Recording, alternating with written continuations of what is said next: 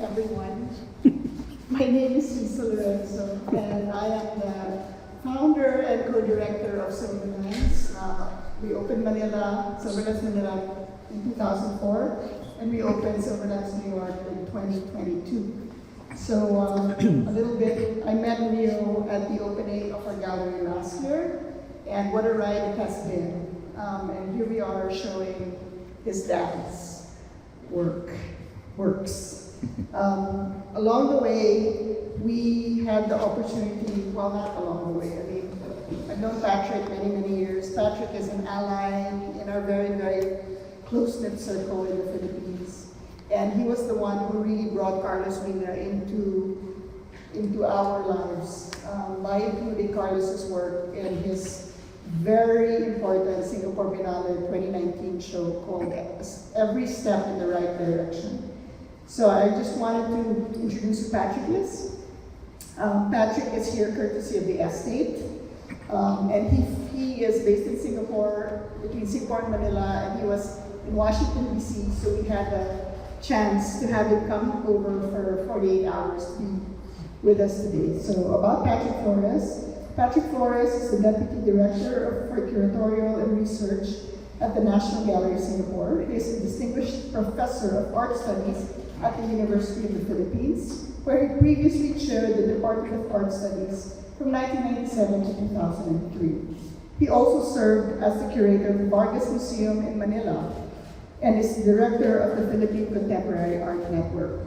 Patrick wears many, many hats, and he is not just an incredible curator, thinker. He also has the wryest sense of humor that I know. So everyone, let's welcome Patrick. Thank you. Patrick is are the estate of Carlos Miguel Valledor. So we have Mary Valledor, who had the great opportunity to be married to both of them.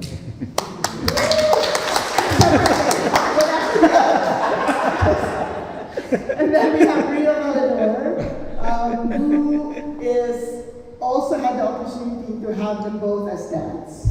So we're very happy to host this show. We're very honored to have you here, and we're just so excited about everything that can happen. So please, Patrick, take over. Yeah, thank you, Isa, for that introduction and interruption as well. So on to the first contact zone, Mary and Rio. So I was thinking it might be good to introduce the audience to some common ground between Carlos and Leo in terms of passions or work habits, circle of friends, and among others. But of course there's this continuum that we can imagine because there's like a common, let us say, ground, but there's also an angle at which they would differ. No? So we'd also be interested in the contrast alongside the commonality. So anyone who likes? Yes. Okay, this is working. Thank you, Patrick. Thank you, Isa. Thank you, Silverlens. Yeah, this is such a wonderful opportunity to talk about this. They haven't shown together in this way ever, and so it's really a great opportunity to talk about their history. And I think it's probably best to start from the very, very beginning and just say their mothers were from the Philippines, and they were both from the Lapog area, the locals area in the Philippines, and they came to the United States. And so both Leo and Carlos were born in San Francisco, but they were connected immediately by their parents, by their mothers in particular. And so that was, from the very beginning, they were together. They were born in the same year, Leo at the very beginning of the year, Carlos at the very end. So from the very beginning, they were together. And they called each other cousins as they were kids and as they grew up. They weren't literally blood cousins, but there's no doubt some connections in the family trees. If we could trace them back, one of these days we'll probably be able to do that more clearly. But that was immediately, they were kind of family, and of course grew up as friends. I think they were in the same neighborhoods. Leo was growing up in the Fillmore neighborhood of San Francisco, and Carlos growing up in the Tenderloin area, both areas that were didn't have the most amount of money, definitely low-income areas, definitely lots of kind of African-American culture at the time in those areas. And so they were kind of minorities within the minority of San Francisco culture at that time. I think it's fair to say that Leo was maybe drawn to drawing first in his life, just being slightly older. He was able to sort of teach by a few months, 12, 11 months older. And he showed Carlos kind of the initial ideas of how to draw. You know, he sort of showed him how to do kind of a simple still life, or how to get the shape of a horse. You know, the kind of these initial drawing exercises that I think immediately that kind of artistic language was being brought forth through them. I think as they grew, they took divergent paths, and I can let my mom talk about it a bit, but Carlos was raised differently than Leo. Leo lost his parents early on in his teens, and Carlos had his parents kind of raising him and kind of protecting him a bit more from a lot of the things that were going on in the city, and Leo was sort of exposed to a bit more and kind of on his own as a young man. And I think their paths really started to diverge there. And I don't know if you want to talk a bit after that point. Yeah. Yeah, I don't know how many of you know San Francisco. I know some of you here do, but you know, the difference in the districts was that the Fillmore district was a lot of African Americans and some few Filipinos, and the Tenderloin was similar, but Carlos had his mom and Carlos had his mom and dad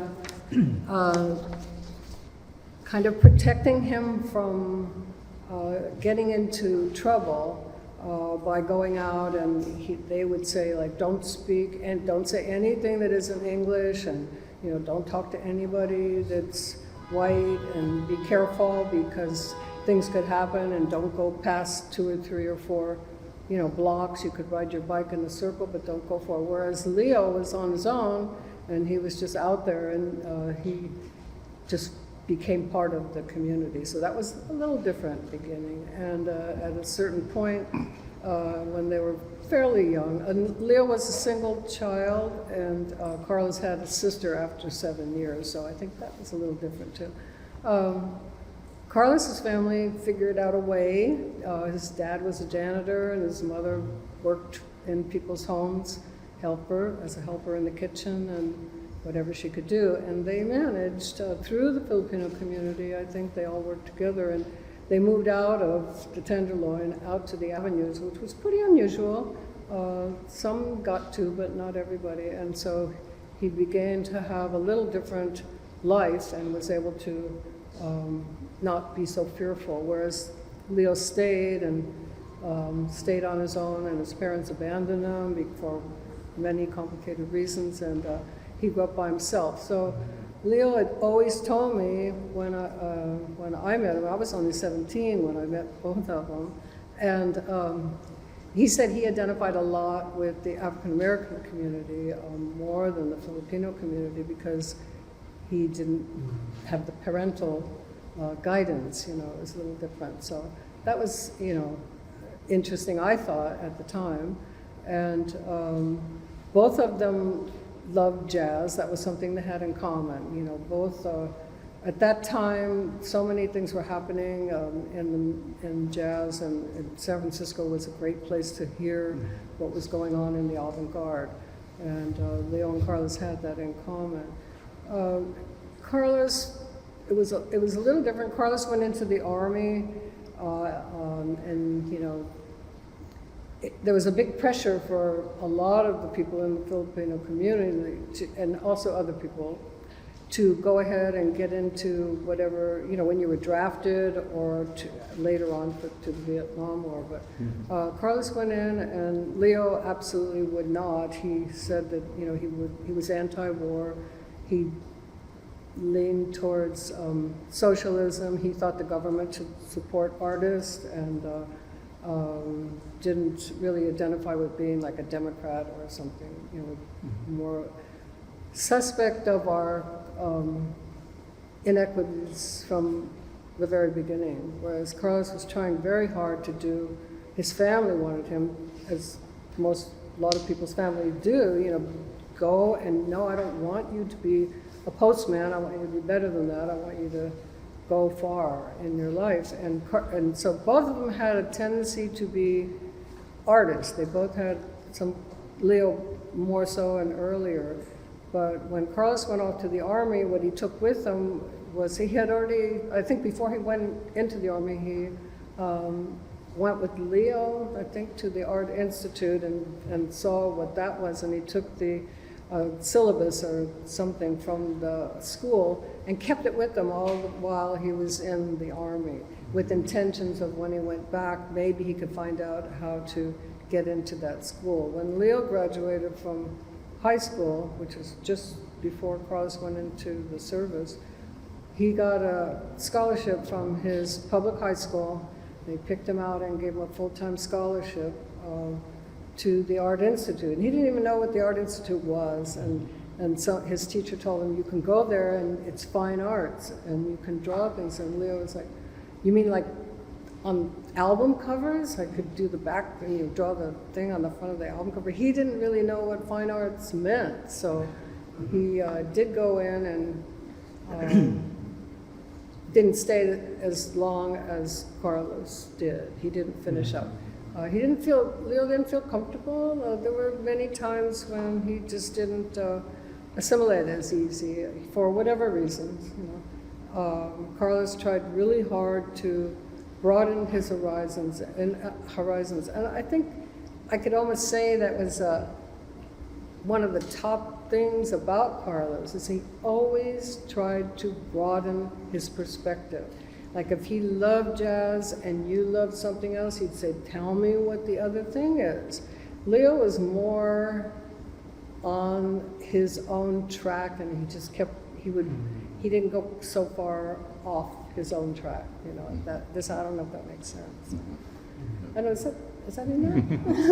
That's great, Mary. A couple comments. Oh, go ahead. I think to that note, I think art was very much part of Leo's life, to put it the least in the most simple way. It was a way he was dealing with so much was through his art. And so even though he was doing like yearbook covers in high school, it was very clear that he had this kind of passion for the art. And then when he did take Carlos to the Art Institute, Carlos was finally maybe recognized and had a conversation with people in the Art Institute that he never had outside in the city of San Francisco or in the streets, or that his parents allowed that conversation to happen as much. And so he finally found this kind of sense of freedom in a way in the Art Institute. And I keep coming back to these two words. For Carlos was this idea of freedom through art, and Leo was kind of looking for a peace through his art. And I've only landed on that in this last week, Mom. They're just kind of like going through what is here. There's something about those two words that really seem to resonate with, I think you can see them very clearly, kind of this idea of freedom and being able to do what you want, and then this idea of like looking for kind of a perfect peace or utopian kind of idea. And we can get more into that as we talk a bit further. Yeah. Thank you. Thank you both for those responses. But if we were going to have a conversation, we can touch on many topics here, but I thought maybe in that vein, I wanted to ask you about the work that is selected here with Silverlens and kind of how you selected those, because I think if we've seen their works, maybe these aren't the most typical representation of their bodies of works, and so just curious kind of how you start to see these pieces in particular. Together. That's quite a difficult question, but uh, there's no time period, no, that the specific time period from these works were chosen. Although I think they are contemporaneous, no, more or less, with each other. The earliest would be 1955, I think, Yeah. the work of Leo. There are, I think, maybe two ways to answer the question. First is, maybe formally, one can see certain indications of an engagement with abstraction. If one were to locate the works of Leo and of Carlos, one would situate the works within recognizable movements in art, in abstraction, specifically for Leo, because of the conversation with the hard edge and the color field, might be placed under the broader category of minimalism. So, and for Carlos, because of the investment in gesture, can be situated under a broadly conceived category of abstract expressionism, to which he also spoke with, I think, decisiveness, discursively. He has this project called Rehistoricizing Abstract Expressionism. So that's, I think, formally. Ethically, it's also, we can look at abstraction as a kind of openness to which both responded.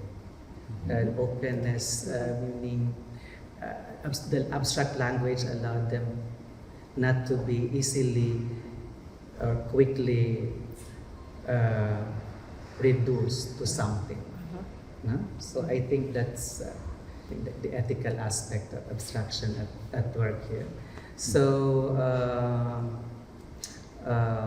but having said that, they also had to perform some kind of presence, right? Or being present in the world because of the refusal of the system to recognize. No? So that's, for me, an important tension between the, let us say, apparent absence in abstraction, or maybe absence of content, let us say, and the ethical imperative to produce presence through the same language. No? Right. So I don't know if that makes sense, but I can also answer the question from the lineage of Philippine art history, because it might also be interesting to look at the work of Leo and Carlos, not from the history of Western abstraction, but from Philippine art history. So this is also one way to locate the works here, and if one were to locate it art historically in the Philippines, you could say that the work of Carlos was part of a post-colonial, post-formal phase that accommodated the found image or the found object. That would lead to maybe assemblage and later installation and performance. For Leo, it would have been part of the transition from neorealism in the 50s in Manila to non-objective art in the 60s, and a certain engagement with pop art through color field. That's a possible genealogy from the side of the Philippines, because we have to complicate this art history in as much as Leo and Carlos would foreground the Philippine moment, no? Within the Western modern context. But the works here show a kind of hospitality, a certain openness to action, participation, as you can see in the works of Carlos, and also the breaking up of forms in the works of Rillo. So we can also see a marked level of contingency or happenstance in the works. No? More obvious in the work of Carlos, but in the case of Rillo, you can see like drips or maybe a sudden burst of tonality that relieves the continuum of color. So that's how I would answer the difficult question. But that's two trajectories to locate the works. Thank you. Yeah. So for the second part, it's about the cultural identity or the subjectivity of the artist. I was wondering if you have thoughts on the relationship of Rillo and Carlos with the Filipino dimension of their history and their attitude towards the expectations and also the commitments to being Filipino-American. How important was that category of Filipino-American in their history as artists and also as persons in the United States? This migrancy, I think, shapes the aesthetic as well. Yeah. I think I would answer it in a way. I think anyone's identity, there are moments when you are more some aspect of your identity in a particular conversation or context, and maybe less so when you're in a different conversation. I think that maybe is kind of a very American way, but it's probably a universal idea as well, of sort of being able to kind of code switch is one way of describing it, how your identity is meeting whoever you are engaging with at that time. So I think when Leo was in his community with the people that he grew up with, he very much stayed connected to his friends from childhood. He felt very much part of that Filipino-American community. I think his identity was very clearly part of that. As my mom mentioned, it was in a context of various other things, of course, African-American culture, Asian philosophies, American pop culture. Those were all part of Leo's life, but I think when he was with his people, he was very much like conversing in that language that they grew up with, which was, I don't know how common it was in all Filipino-American experience, but it was very much their experience as a culture of Filipinos in San Francisco at that time. So it was important to him. He stayed connected to many of those people throughout his life, and so that became an important aspect of his life, or maintained as an important aspect. I think when people try to frame his work as a Filipino-American artist, I think he got a bit wary of that and did not want to have his work perceived in that way, at least for a good majority of the time he was presenting it. He might have messages in the titles that refer to things about identity, as you're saying, the presence. But I think when judging the work of what the meaning was in its purest formal way, I think he was most interested in that. And I think that's the kind of absence or pure abstraction that he really, really wanted that to allow to be the main kind of perception of it. And I think Carlos was a little bit different in that he maybe didn't have as much connection. Again, his parents kind of kept him a little bit protected from a lot of things going on in the community growing up. But I think as he reached his maturity, he really wanted to engage with this idea of identity and find those roots and express those roots and express that identity in a very, very strong way. And I think that was the kind of real revolution of his work when he found that identity became so important to his message, to his work, to his teaching. And so it became quite prominent, as I think if you look at the descriptions of all his work, it's very much there.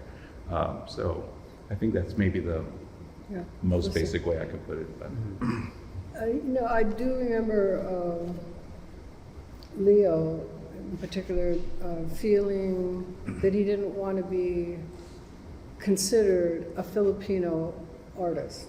He was a Filipino-American artist, but he didn't even want to, he wanted to be an artist who made the work that he made and to be judged on that level. And he didn't like to be put in any bag, any ethnicity that would be coming to. He tried really hard to not make that his identification. Like why should I, why should I be considered something other than just another artist? Whereas the other, white artists weren't called,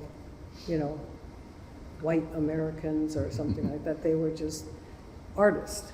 And so he responded negatively when people tried to say, well, don't you speak Tagalog or one of those languages? You've never been there? And he was like, no. Does that make me less? Less.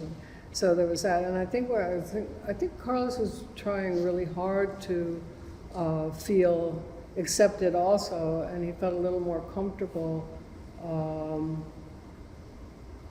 Well, I don't remember Carlos saying anything at that time about that issue, but I think Carlos just felt like he could go to a collector or somebody who was interested in art or had some kind of a big house uptown or something. He could go and he would talk to them, and he felt comfortable. Leo wouldn't go. Leo usually would not go. He felt that he didn't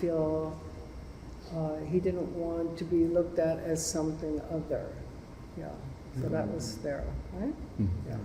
And, eventually I think Carlos kind of turned around and went back to his roots to show that he wanted to show that other side of him. But he got more comfortable. I don't know exactly why, But was it a recurring conversation? This idea of identity or identification, was it part of some kind of persistent anxiety that they had to confront, or it didn't matter much? I don't know what the situation was. No, it mattered a lot. Okay. It mattered a lot. It happened a lot. It was part of everything. They tried to not. I remember we were in New York, and I would be standing on a corner with Leo. This is in 1960, and on. Almost to the 70s. And someone would come up to me and side up to me and just say, "Are you okay?"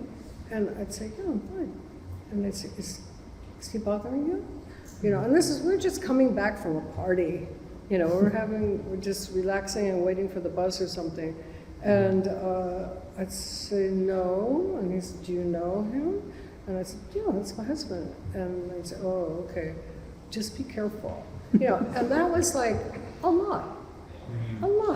And if Leo didn't hear it, because sometimes they would wait till Leo was moved over to the other side, those things affected, and I didn't say to Leo, "Oh, that man just said that." I just tried to get rid of it and not think about it. And I don't think that was unusual. I think it wasn't just Leo and me, but it was common, and it was part of everything. Going into a store with Carlos, this is in the 90s, going into a store with Carlos later, after Leo was already passed, it was not uncommon for him to be followed around the store. And I tell these stories to some of my friends, and they're like, "What? Someone would follow Carlos around the store? Why?" And I said, "I don't know, I guess they thought he was going to steal something." So I do think if that happens all the time, it becomes part of your identity. And, you know, you don't fall apart, you just get a little tougher or stronger, or you fall apart, either way. But I think they put all those things into their work. One of the things I could say about, you ask about differences and things in common, both Carlos and Leo, every single morning of their lives was about getting up, and if they had to go to the job of teaching or whatever it was, they did, but it was getting the work done, getting to the next coat of paint, finding what's going to happen next. It was like every day. It wasn't just like a part-time thought. So I think keeping your strengths, sometimes you find things to make you stronger. And I think their work obviously helped them become stronger in many, many ways, you know, not just the work. So it doesn't always show, you know, it's not written on a card saying, I made this penny because I'm having a hard life or something. You know, you find ways to survive. So I guess, I don't know, does that answer? Yeah. But I was also wondering if that kind of identification filtered into the assessment, the critical assessment of the art world. Was that a prominent feature in the assessment? I'm trying to, if like some like critics, did they identify them as Filipino-American, or did that matter much in the analysis of the work because they had that identification? I would say yes. I mean, someone else could disagree with me depending on your experience, but both Carlos and Leo did not have an opportunity to go to Yale or Harvard or something like that. And anybody here who's dealt with the art world knows that if you have those credentials, you have a pass. And you can talk the same language, and you have some similarities. Not always, but it definitely was more so in the 60s. I think some things lessened up or became more covert, but it was there. Yeah, for sure. So, it's just interesting that the identification arises from this engagement with the discrimination. Yeah. And it doesn't begin with affirmation of some kind of prefabricated identity, but it arises from the tension in relation to discrimination, right? Or this kind of misrecognition, or even erasure, or refusal. Right? Yeah. Well, it's the way you speak, the way you talk, the way you eat, the way you think, the music you listen to. It's all kinds of things.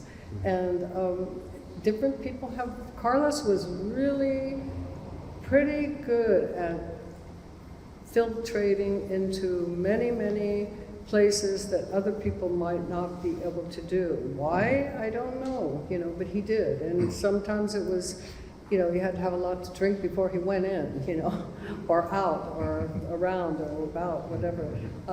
But it definitely wasn't easy. And the fact that, honestly, the fact that both of them are in institutions, they're not here anymore, but they live on in their work, and to see the both of them together is an amazing adventure. It almost wasn't meant to be, you know. Their families had no idea. They were hoping that they would go and become a doctor, you know.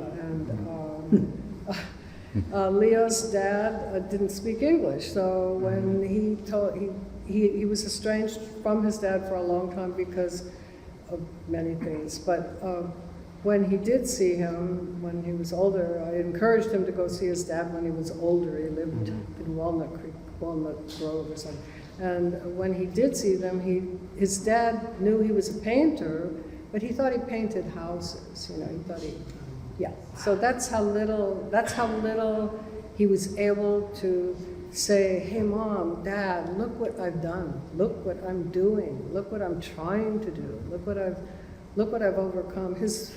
Carlos, a great story from Carlos was when he was in grammar school, I think maybe 6th or 7th grade, they had to write, what do you want to be when you grow up?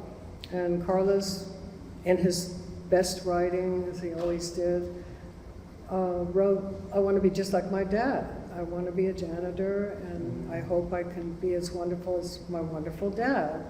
And then I think he got a good grade maybe. Took it home, and his dad was furious. Tore it up and just, tore him up. And he didn't know why. He thought he was honoring his dad. So that was, a lot was lost in the culture. And his father did speak English, so it wasn't like, Leo's father didn't even speak English. So it was hard. I don't think any of it was easy for either one, but, everybody has their struggles, and somehow they're very charismatic, both of them. Yeah. Leo in his way and Carlos in his way, and I think charisma goes a long way. And they also, when we came to New York and Leo was here, the people that honored him and respected him and spoke his language were Saul Louet and Don Judd and some of these people who you would think maybe they wouldn't be. Some of the other artists around that were much more macho guys, tough, different, not abstract expressionists, but they were a little different than you would think. You would think that they would be the ones that would welcome into the party, but it wasn't like that. And I think it's just that when artists meet other artists, they recognize. It's like game recognizes game. Yes, it does. And artists recognize genius. And I think that both of them had that going to save them. Yeah. So the last one would be about, it's a bit a boring subject, but I think it's important. And this is the location of their art in art history. Specifically, the history of abstraction.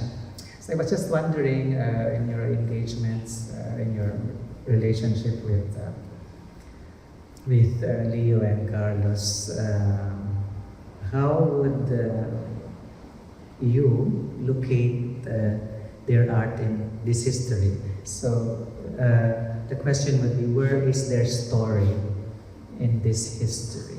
Or was there were they conscious about how they were written about, or how they were written into this history? What was your experience with that thought, this kind of recognition of the world that they were working in? I think I'll pick up right where my mom mentions, at least for Leo, the recognition by artists for Leo was this amazing thing. And so people that he, like Soloway, like Don Judd, like Robert Smithson, coming from totally different worlds and meeting him, they were meeting each other in his moment of ideas and expression at that time of invention. I think that was this amazing moment of recognition in the history of the art world. And of course, those names are more well known than Leo Valledor, and so that may get to who was able to write about his work in a way that they, unable to write about Leo's work in a way that they were able to write about other folks' work. I think part of that is identity, and part of that is their willingness maybe to engage with that conversation. And I think Leo was far less willing to engage with the conversation beyond the people that were practicing. He was very much engaged with those people creating those histories, creating the works, but got very wary when it was someone coming from the outside from the world of art to talk about him that was not actually producing the work. I think that was a difficult thing for him. So as far as the context of it, I think, we were chatting a little bit about this. I think there are works going on at the same time that you could draw connections to. It's hard to say who saw who or who was influenced by who. Obviously works by Ellsworth Kelly always come to my mind about the shaped canvases, the way the color field is engaging with the wall and the space around it. It's great to see like discoveries. Herrera's work is now known in the world and has sort of happened a little bit later, and her work is now discussed in some of the same dynamics that Leo's work could be discussed, just the shaped canvases and the way the color field is used. And then even someone like Frank Stella, does have the right name, Stella, his shaped canvas era, like that era, similarly. I don't know how much they were influenced or Leo was looking at these things. There were some parallel thoughts and ideas going on for sure, but it's hard to say how much it was in dialogue and how much it wasn't just in the air for certain people at the moment, so it's hard to say. I don't know, maybe you can speak a little bit about Carlos's connection to context of when he was producing the work. I think I could start at least. I think the vocabulary he was using was probably not the vocabulary he should have been using at the very beginning, right? So he was doing things and then discovered his own vocabulary much later. And sort of that moment when he found this kind of expression and tying into these histories that were not recognized, that was the big break. And I think the total invention of this kind of language, obviously, as you said, collage, using body paint and movement and gesture is there. But I think the way he was approaching it was just this radical shift from any kind of history really around him. And that's kind of my best art history take. That's good. I was just thinking when Rio was talking that Carlos, big part of Carlos was the symposiums that he arranged and the community that he involved, and how you could say that so many people were reached and so many people listened and so many people were brought into the opportunity to be known. But I also must say there was pushback. There was pushback from other people that were already in the canon and enjoying it, and they did not want to hear that anyone was kept out.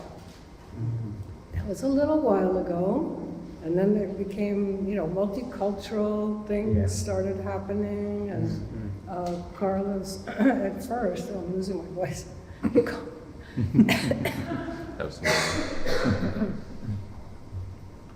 Yeah, I think the other sources symposium that he did, this was 76. 76, American Bicentennial.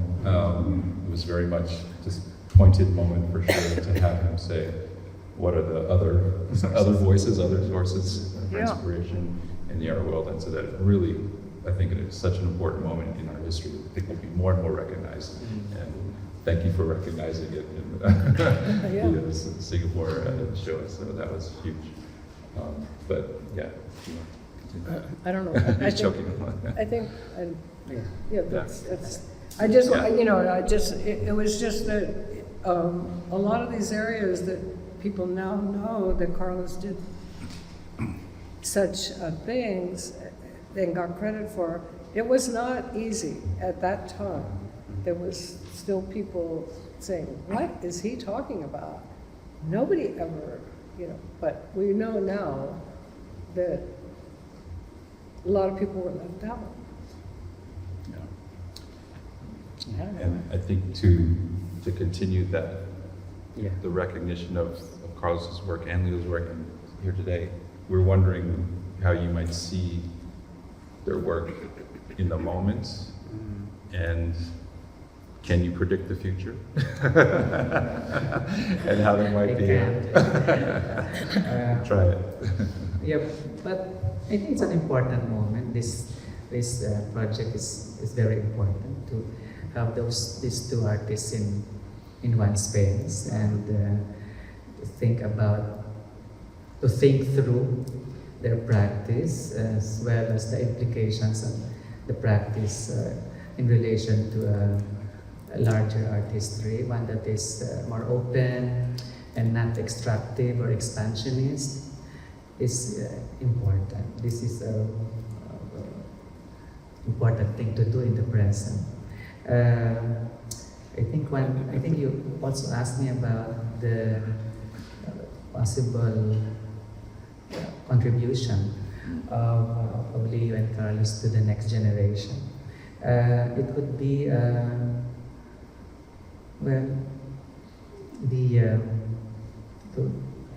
they help us rethink the afterlife of abstraction.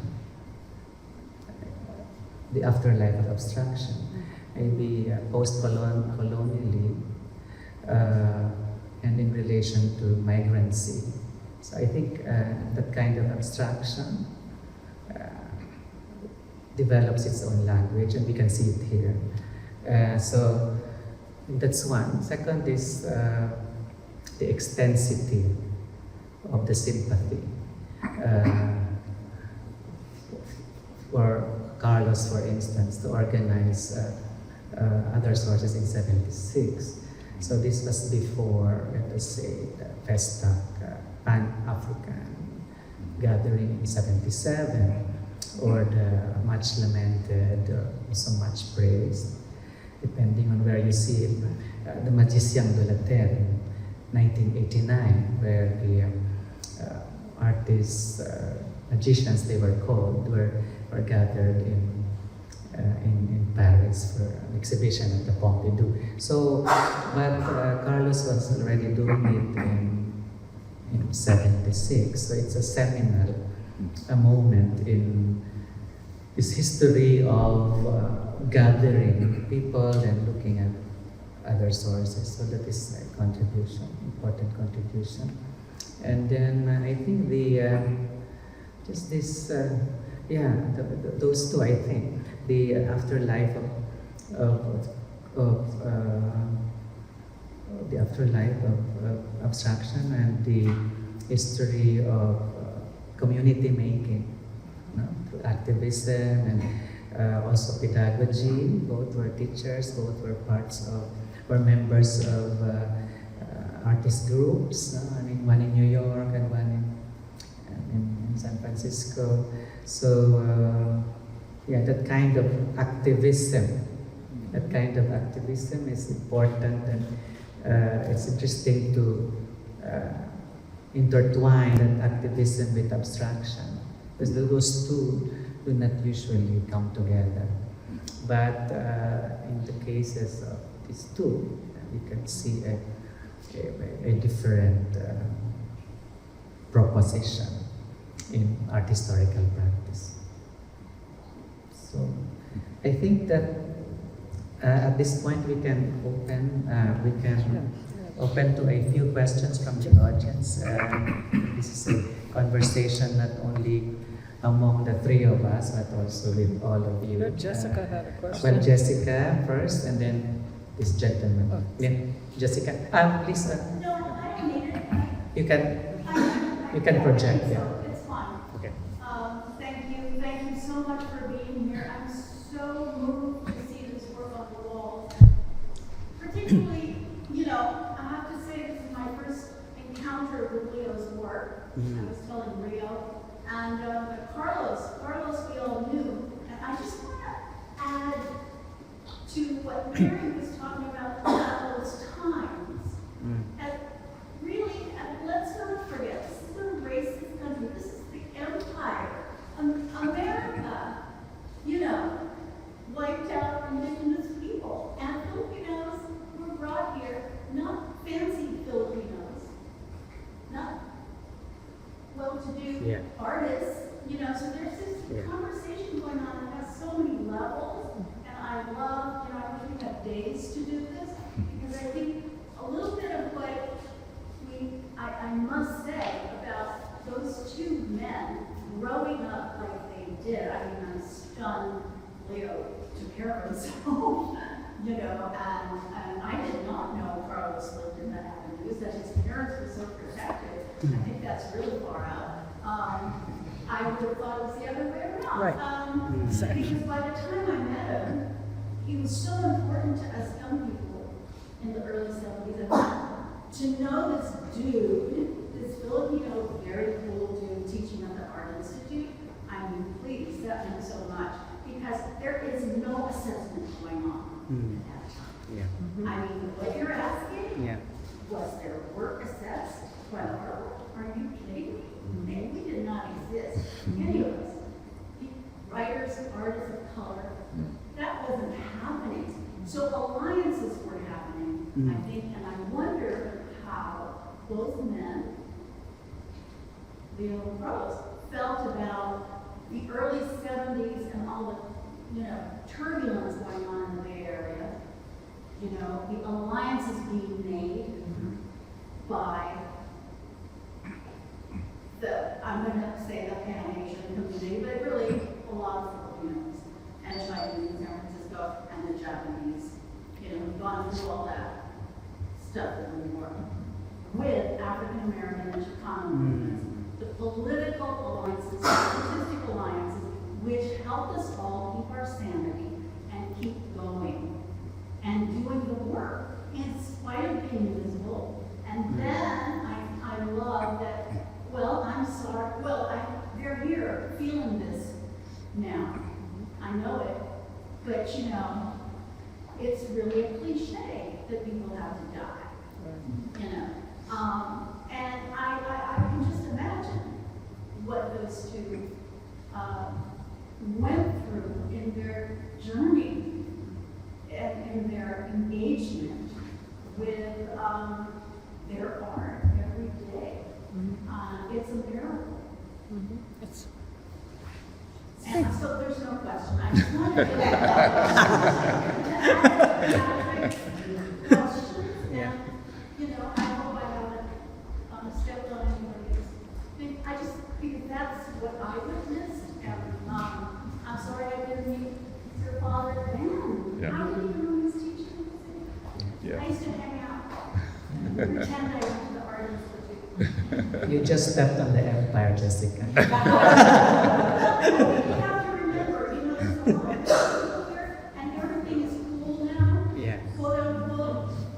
And people are being honored, so we have to remember, like, what that was like, you know, in the 60s and 70s, but was not, we were just supposed to, like, you know. I'll just say the name of this piece in the back is "We Shall Overcome," Yes. which is civil rights reference, of course, and Yeah. so very much part of the message. And for sure, Carlos's activism through other sources was very, very obviously engaging with those voices very much. Yeah. all about the arches and stuff. Gosh. Yeah. My mom wanted me to point this out for this painting because I pulled this quote today. I want to see, what is "We Shall Overcome" civil rights song and leadership? But I looked up the MLK quote that it's most associated with, and I want to read it. Just, you know, this is Martin Luther King Jr. "We shall overcome because the arc of the moral universe bends towards justice." And I never noticed the arcs at the end of this thing bending toward the middle of it. This is the way Leo would kind of think about titles and meanings. Yeah. And we couldn't figure out what is "We Shall Overcome." We were looking at this all week, and I looked this up today. I know when he saw the word arc by Martin Luther King, arc to him was this geometric arc, and for Martin Luther King mentioned. So it was just like an amazing moment for us to kind of find that, and I think the messaging that Jessica's referring to very much in the work, even though it may not be immediately obvious. So It's a slow bending. A slow bending. But yeah, please. Yeah. Thanks very much for the talk. I'm curious, what's going on in the 60s such that Leo, Carlos, and it does seem like a generation of Asian artists are actually resistant to calling themselves Asian American. I mean, you appear Leo as being David Chow or and the artists early on at first, they want to be American, not Filipino-American, Chinese American, whatever American. Even though they're currently in the Bay Area, there is, an Asian American, so to speak. Like resisted by whom? The art world or society The in artists general? themselves resisting Ah, the okay. idea of being Identified as right. Asian Americans? Yeah. Right. Yeah, so why was there some kind of refusal to be ethnically identified? They didn't want, oh, sorry. Yeah. I know, I can speak for Leo probably more because we were talking, that was happening a lot to him, that he didn't want to be singled out as anything other than an American or just a painter. You know, he didn't want to be put, to have someone think that all of his references came from being a Filipino, say, or something, since he had never been to the Philippines, didn't speak the language, identified with being black. So it was a little confusing when people would say, oh, yes, I think I see, when somebody said, Filipino warships looked kind of like one of his things, and he just said to the guy, oh, that's interesting, and he was thinking to himself, what's a Filipino warship, you know? You didn't have to, he felt like he was an American, and that other people weren't asked where their grandparents came from. You know, what country in Europe were your parents from? No, they just went to Harvard and they were Americans. So, is that what you're asking? Why did they feel that? Yeah. I'm just curious, it seems like a phenomenon of that generation at first. Yeah. Okay, you answered that. I think being othered Yeah. every single moment in a very clear way was happening at that moment. And I think there's the word other, perhaps claiming other, you know, other sources came around in the 70s, right? Claiming other became the wave that now we are cresting on, right?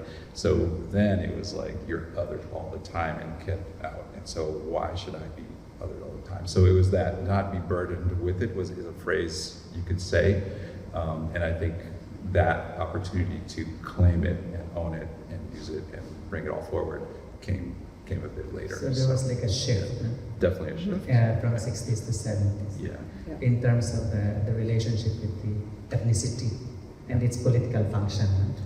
I think so. And you probably can't pinpoint it. You know, it's probably different for different groups, different for individuals, obviously, but the general wave is that I think was that direction. I think it was very, very difficult to be minority at that time, and trying to be an artist doing work at that time was very, very difficult. But do you think abstraction had something to do with the initial refusal to be instrumentalized by ethnic identity?